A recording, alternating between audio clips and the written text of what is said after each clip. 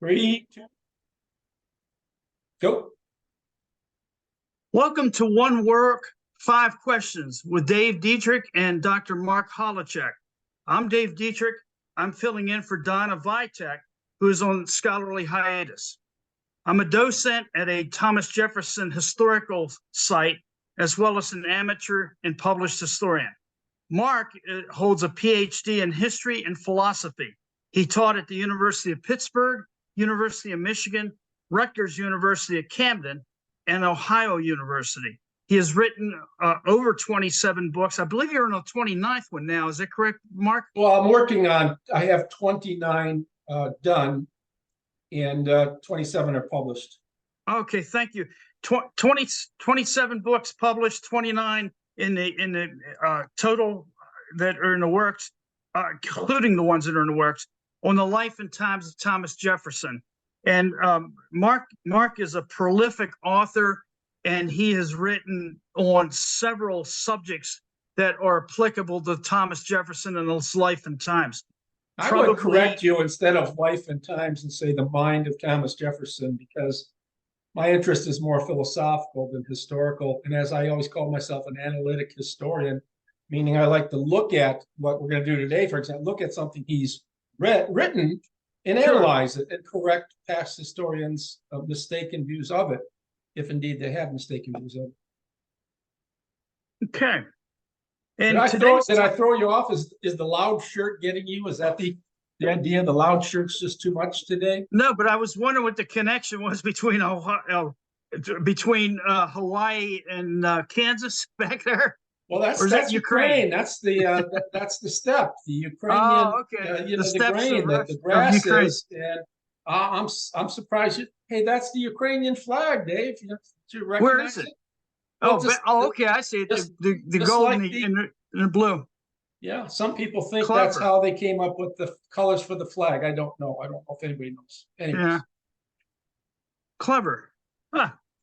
Anyway, today's issue deals with episode 67, Jefferson's arguments for religious freedom as portrayed in his notes on the state of Virginia, and specifically in Query 17. And so just by introduction, for the people who are tuning in that may not be familiar with that, Query 17 of the Notes on Virginia is simply titled Religion. So you go to that book and you'll see that TJ has identified that as religion, or at least the subsequent authors. Begins with a preface of the history of religion in Virginia. Pretty straightforward. Jefferson then discusses an account of the current state of religious matters in Virginia in his day. Now, again, we're talking about the mid to late 18th century there. What is most eye-catching, however, is that the lion's share of the query is devoted to arguments for religious freedom.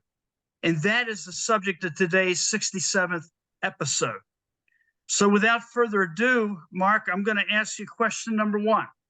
Let's rock. And that is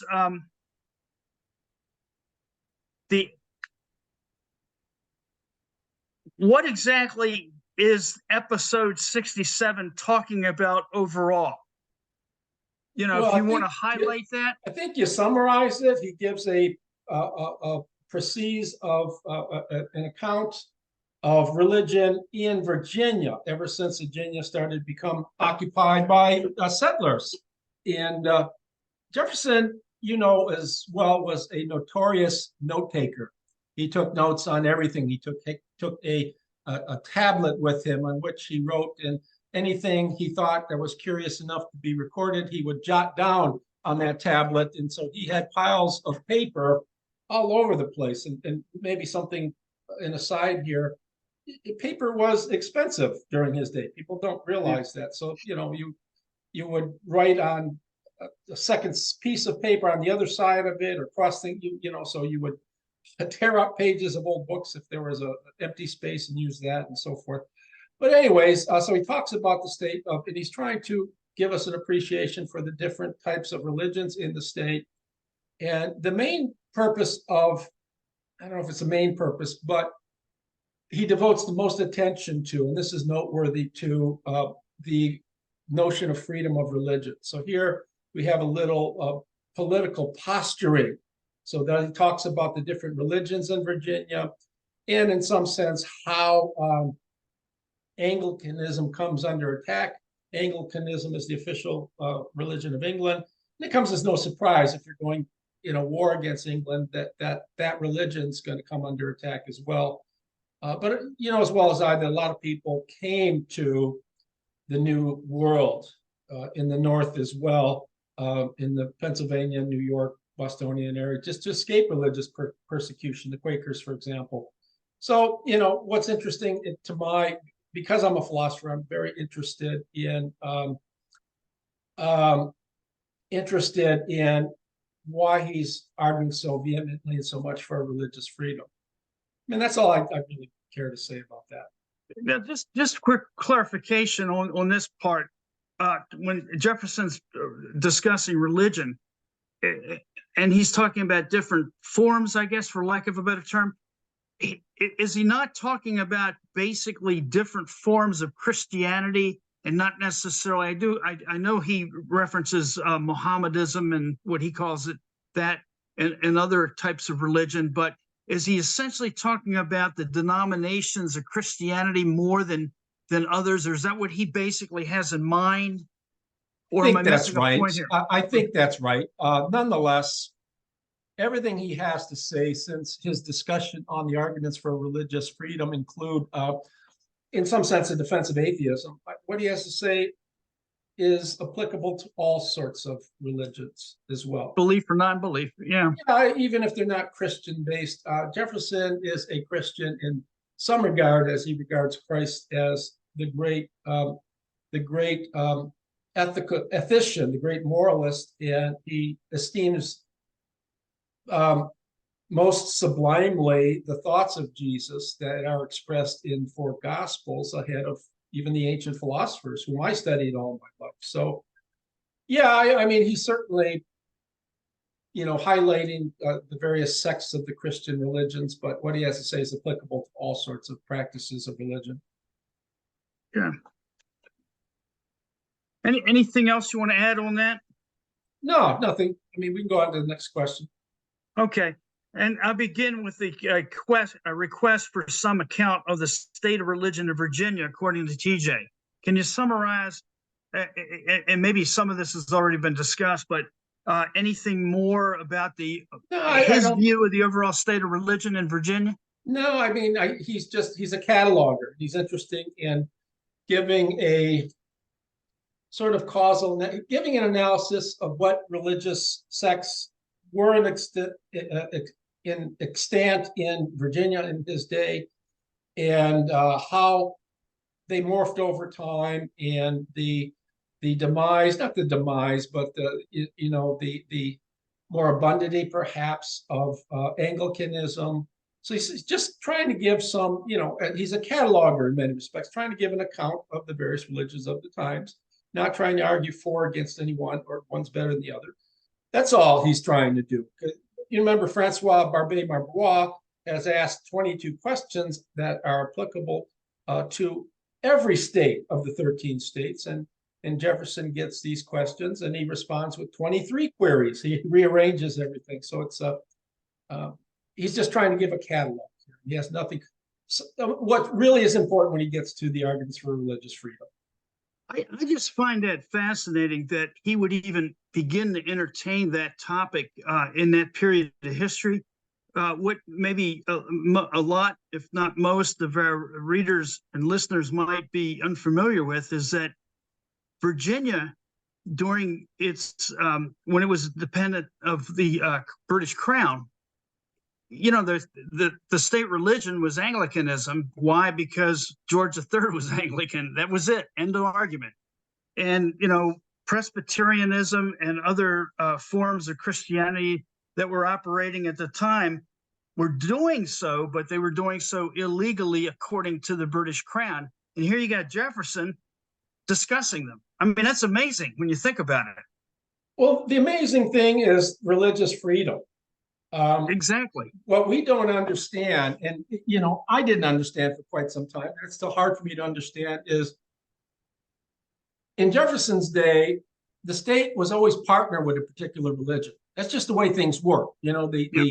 The church during the time of the Inquisition and so forth was a very powerful political instrument. And, the King of England, for some sense, King of France, had to partner and, had to treat the Pope, for example, like he's another king in some respects, because, the church had its own army, it could muster its own army. And it was a very powerful political tool.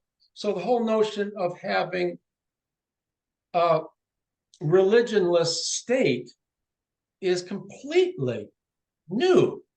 Yeah. And it's very unpalatable for most people don't understand. So that gets us to the whole notion of why we need to argue for religious freedom. It wouldn't have been obvious to most people that religious freedom is a good thing. Yeah, The state should exactly. have one particular religion. Otherwise, there's chaos. I mean, the idea would be if you allow all religions free expression, there's going to be religious chaos, and it's going to sneak into, filter into the political expression of some sort. The chaos will. Yeah, exactly. Careful reading of the query. Again, we're talking about query 17. Shows an almost overwhelmingly large number of arguments, one after another, for freedom of religion, mainly. And what is TJ trying to do here? Well, I've toyed with this in many books. I have written, let me try to share screen here wherever this is and show you. I have written 2 books on one called The American Messiah, Surprising Simple Religious Views of Thomas Jefferson, and another book, which I will show shortly, called Thomas Jefferson's Bible with Introduction and Critical Commentary. And in doing so, I have it occurred to me that people that write on Thomas Jefferson religion were really radically messing things up. Jefferson's views to me were always very simple. I'm not going to get into the details, but he thought, the essence of religion was love God, number one. This is what Jesus taught, and love your fellow human being. Then he sneaks in there in a letter, 1820 letter, be truthful, right? Always be truthful.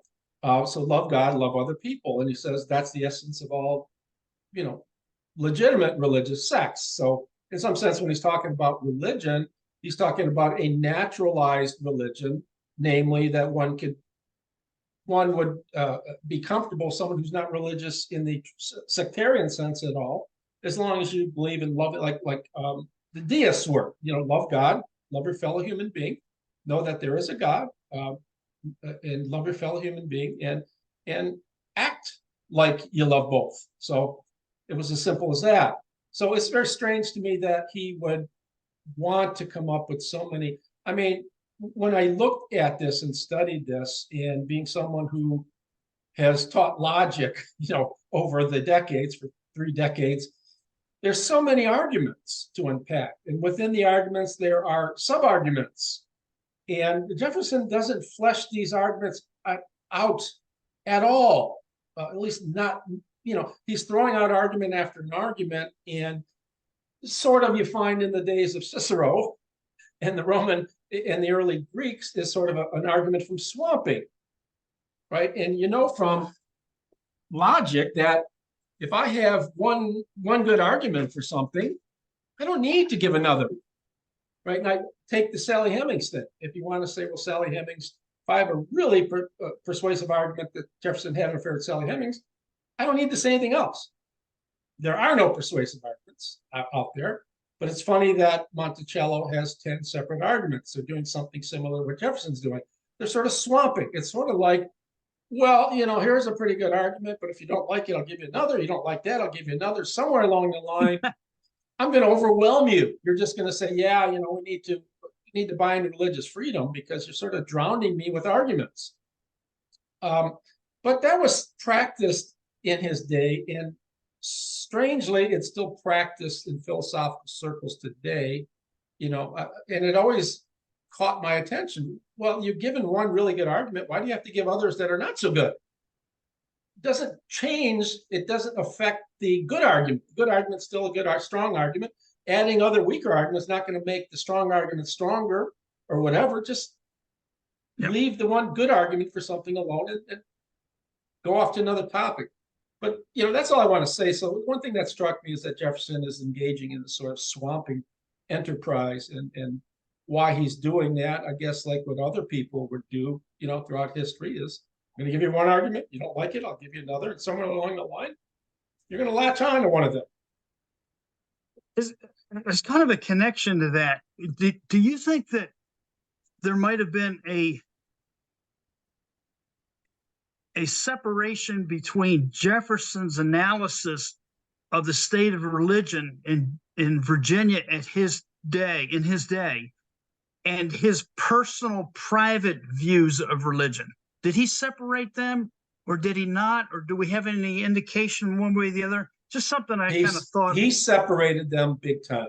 That's what I say that because even upon his death, his family did not know his own religious views.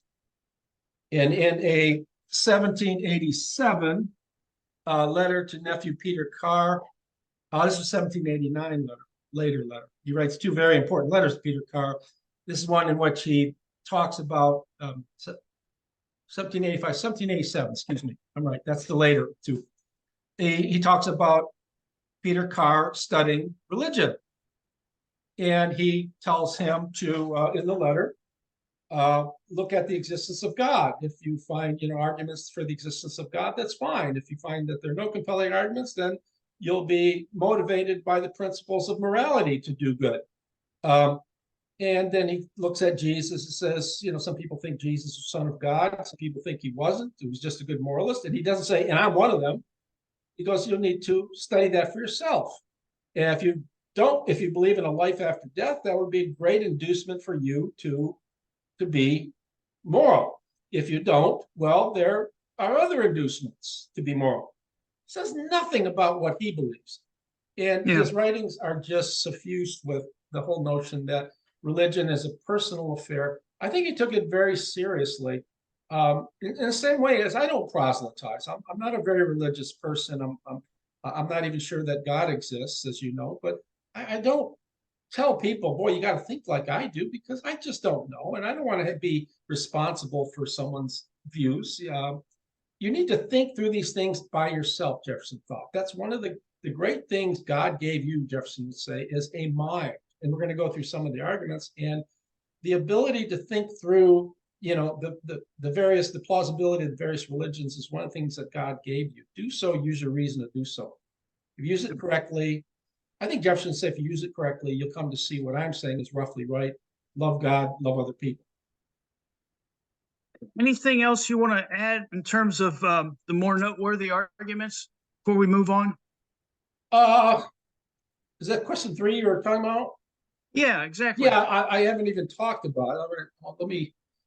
I'm going to devote some time to this because he gives a number of letters, a number of arguments, the right to freedom of mind that God gave us with a mind, and our conscience. We are responsible to ourselves for how we think and what we judge. And, these are our rights, and God gave them to us, and government can't take it away. He gives an argument. I'm just making up these argument names. He gives another argument called the argument from injury.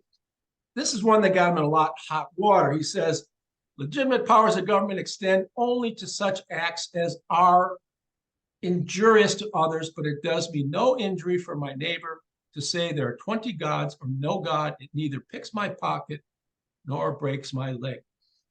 A lot of people, religionists, responded hostilely to this, and says that they said, well, Mr. Jefferson, if you tell people there is no God, then people will be breaking your leg and picking your pocket.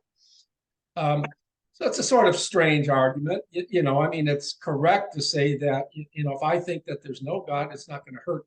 It's not affecting governmental decisions. There's an argument from constraint, right? And he says constraint may make him worse by making him a hypocrite, but it'll never make him a truer man. So in other words, if government constrains me in such and such a way, it's not going to affect things either way. It's going to keep me from believing, it's going to keep me from acting a certain way, but it's not going to change my beliefs. So the will is a very important thing here. I can get you to change your behavior. I can force someone to beat you up if you don't act in such and such a way. That's not necessarily going to change your mind. I can force you to utter things that are in disagreement with the way you believe, but that's not going to change your mind. I can force you through chemicals to change your mind in some sense, but that's really not changing your mind. That's a chemical-induced reaction, right, where you're not yourself. And then we have an argument from removing error. He says, reason and free inquiry are the only effectual agents against error. Give a loose to them, they will support the true religion by bringing all the false ones. Now, he's not saying that there is any true religion, by the way. Notice that. He's just saying if you there are 1,000 or so religions. If you let reason decide the issue in an environment of freedom, reason will be able to pick apart the false religions, the pretenders. And then you'll have a pocket of true contenders to consider. But notice the argument is consistent with all being pretenders, all religious sects being pretenders. I think Jefferson has in mind here, if you really do your homework the right way, you're going to see that what I said is that the essence of religion is love of God, love of other people, and being truthful. And that has nothing to do with belief in metaphysical entities somewhere in the sky, belief in a place where there's a lot of fire down below, where that's supposed to be. I never could figure that out. I've always been astonished, too, that you always taught when I was young that anywhere on the planet you dig a hole, you ever notice you wind up in China. Anyway, that's neither here nor there. But just that hole, you always taught that keep digging, you'll end up in China. So China seems to be everywhere at the same time.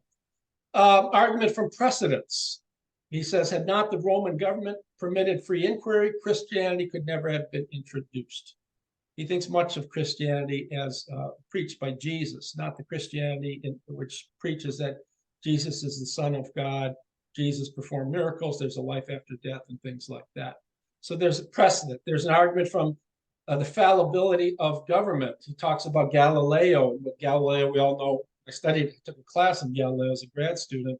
He was under house arrest, presumably for his posit of heliocentrism, sun-centered universe.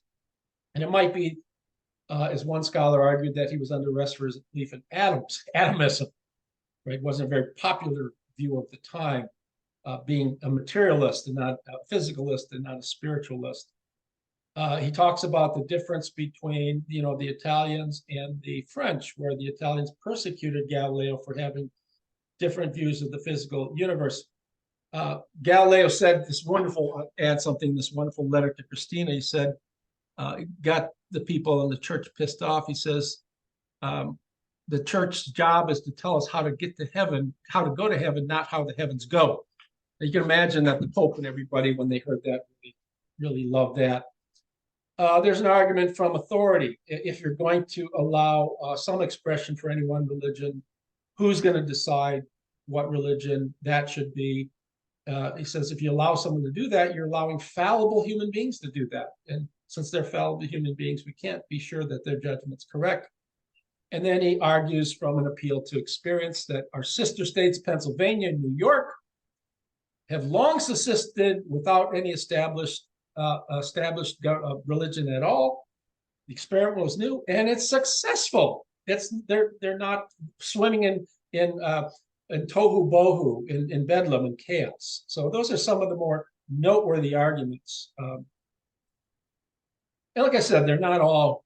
I mean, most of them, I think, if fleshed out, could be considered cogent arguments, but they're sort of thrown out in machine gun-like fashion, I want to say, without regard for putting them into their most cogent fashion.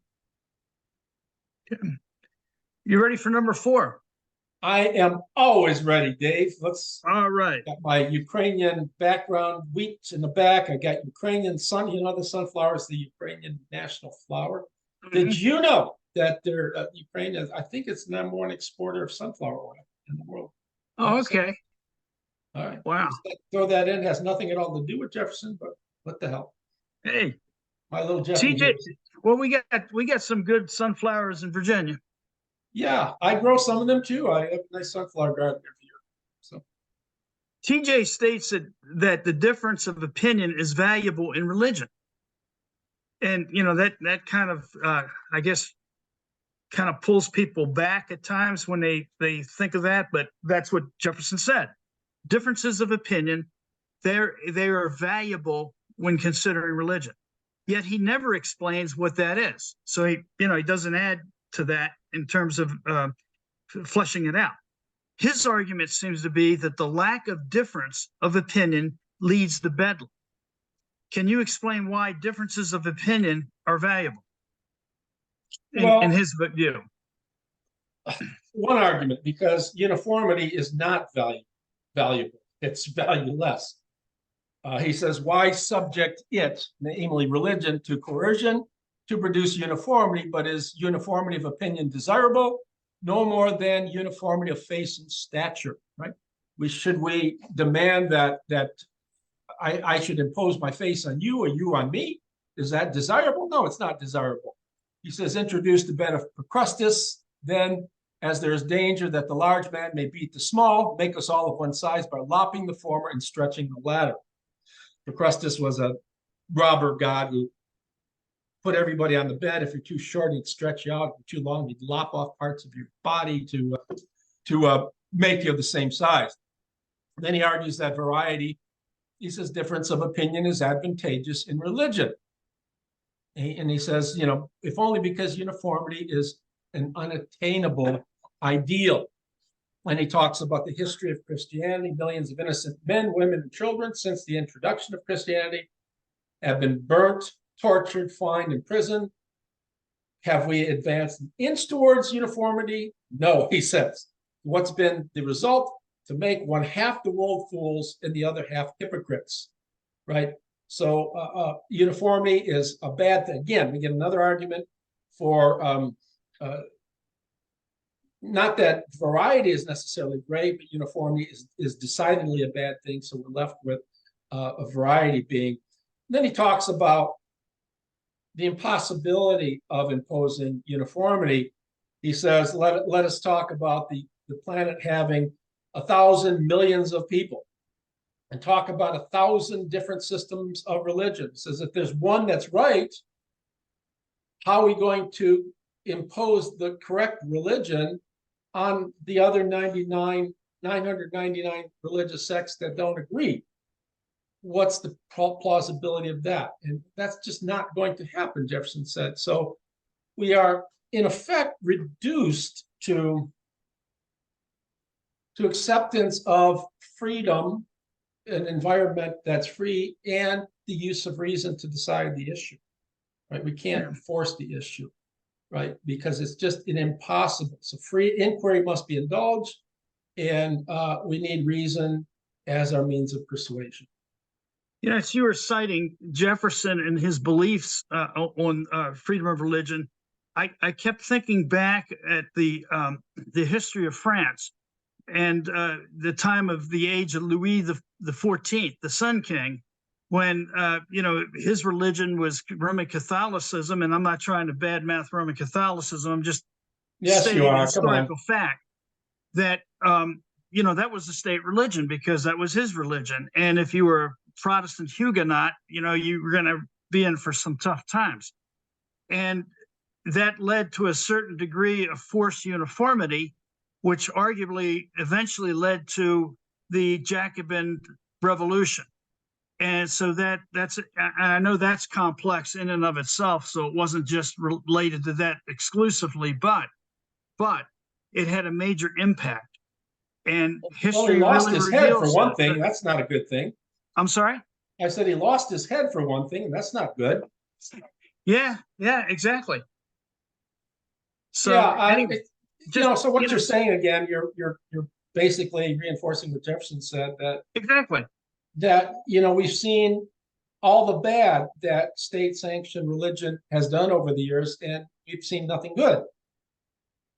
So, it's the same thing for his argument for Jeffersonian republicanism.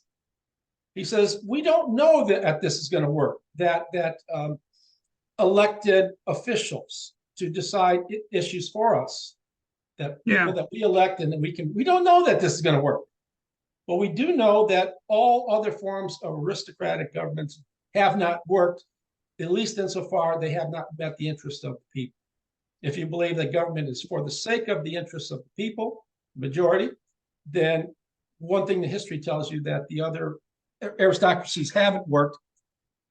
And I think that's a pretty darn good argument for people who still want to say, like the Adamses and the Hamiltonians, that Jefferson republicanism is just silly because the people are not wise enough or smart enough to direct their own affairs through elected representatives. I agree with Jefferson. So maybe that's true, but what are we going to fall back on? Various forms of aristocracy where the people decide issues in their own interest? No. So yeah, exactly. And of course, there's a written assumption there, and that is that the elite that you fall back on, at least in those days, that they had all the answers. And of course, we know from the corpus of history that wasn't exactly true.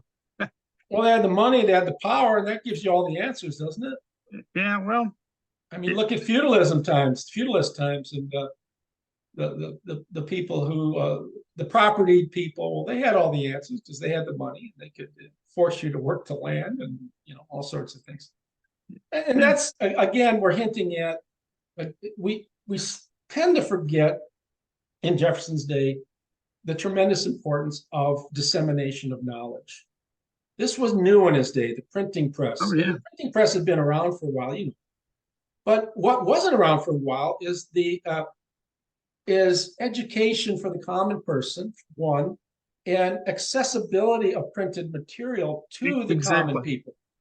Like Thomas Paine's Common Sense, things that were written for a common consumption. That just wasn't done. And that was sort of like, you didn't write things for the common people. That could be dangerous because they could rise up and overthrow the aristocrats and, put rogues, put plebeians in their place. So, yeah. Oh, yeah. Exciting time, wasn't it? It was really interesting. It was, and it kind of harkens back, if you want to kind of throw in a little bit of fine arts on that. The time of Mozart, when he wrote Marriage of Figaro, and the courts of Europe, basically went apoplectic over that. Well, why? Well, because that was making fun of the nobility, and in order to advance the common cause, I guess, and that was a real no-no in those days. So that was a big issue. In that period of history, when you think about it. Yeah, I find part of the appeal of studying Jefferson, he was an ambassador for the average Joe, right? In some, whether you like it or not. And he was very sanguine about the average person to do and say the right thing, at least that the average person was morally good. And he thought his political philosophy had to work. Instantiating would have to work simply because he believed in people. And as I've argued before, if we lose that faith in people, and we've lost it today, we don't have any faith in the Republicans, we don't have faith in the Democrats, and we probably live in a state of apathy where anybody who's governing is bad, and it's having honest governors is an impossible state. Jefferson didn't believe that. We need to have that hope again. We need to, the only way we're going to save our country and get it back to some sense of decency is to believe in ourselves and to be responsible and to be participants in government. Jefferson said you have to participate. That goes back all the way to Plato. So Jefferson was a very optimistic person, and it's a joy to study someone like him, which pains me greatly when people are tearing him apart, because he was an ambassador for all of us. Is it fair to say that he was cautiously optimistic as opposed to being a Pollyanna? about human nature and particularly the common man. Yeah. Is that fair? Yeah, that's right, because, again, he wasn't sure that what he was saying was right, but he did believe that people had a moral sense, and because of that, we were genuinely good. But he did, like Hume and other moral sense and moral sentiment thinkers, think that even though we knew the right thing to do through feeling, we often didn't do it because through persuasion, through reason. We were persuaded by reason not to do the right thing. So reason wasn't always a good thing for Jefferson. People who, some people say, when I said Jefferson really wasn't as much of a rationalist as you think, they say, oh, that's not true. He's part of an enlightenment.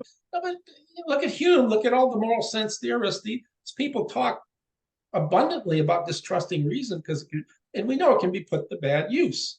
It be corrupted too easily. Reason works nice when we're talking about triangles, geometry and trigonometry. But when we start talking about politics and morality, reason can be put to some egregiously bad uses. Amen. Absolutely. I hear you. All right, we got about 4 minutes and one question. I think I could. And this is I've been waiting to hear this one because I've been pondering this one for the whole week. You have maintained that TJ was no defender of religious freedom, but of religious toleration. Can you explain that, please? I can. And there's one sentence here and several sentences in others when he talks about New York and Pennsylvania. And he talks about, okay, they have had religious freedom, and look at the effect. Now, he's not arguing for anything great that has occurred because of religious freedom, but nothing bad having happened. And then at the very end of everything he describes, he says, they, people of Pennsylvania, New York, have made the happy discovery that the way to silence religious disputes is to take no notice of them. Very powerful sentence, which means, and I have a whole section in my book, The Surprisingly Simple Religious Views of Thomas Jefferson, that Jefferson did not think freedom of religion necessarily was a good thing. He thought lack of freedom of religion was a bad thing. If you had freedom of religion, were you going to have this chaos that filters into political decisions? No, he just said, this sentence suggests starkly that what he thought is going to happen is people are going to take their religious disputes, if they're free to express them, they're going to debate with each other, and they're going to go nowhere, like rats in someone on a treadmill. So let them sit there and talk about how many angels you can fit on the head of a pin. We're going to go ahead with our, political policies and moving forward with science, and let the metaphysicians talk about really stupid matters like, what is the material or the ethereal composition of an angel, and how many angels does every person have? So take no notice of them. He did not have anybody to be any one religion at the University of Virginia, no professor of religious studies. He later on, because that was controversial, he just says, well, let's just have a place on campus for anybody who wanted to practice religion to do so. Perhaps mainly a temple or something, or a church where all sorts of denominations could practice, anybody could go to. So I think he was arguing for religious toleration, because when you bring in sectarian religion, you get metaphysical bullshit. Yeah. But if you bring in, so it's really a different thing. The problem is religious freedom and religious toleration are materially equal, meaning that the material implications are exactly the same. The actions are going to be the same, but what they imply is different in the head. Jefferson is committed not to religious freedom being good, but lack of it being bad. Yeah, I understand. Does that make sense? Yeah, it makes a great deal of sense. And I think that's where he's at. A lot of people are not comfortable with that view. But my view when I talk about Jefferson is not to make you comfortable, is try to tell you what I think he said to the best of my knowledge. And that's fair. I mean, that's what scholarship should be all about, right? It should be, but it's not, isn't it? No, I don't know what we're going to do next week. I think it's your turn to pick something out. I'm going to leave that to you. So I think I want to thank you, for asking some good questions, and I hope this was a robustly intelligent discussion of Jefferson's arguments. So, well, I certainly enjoyed it. It was very, very good.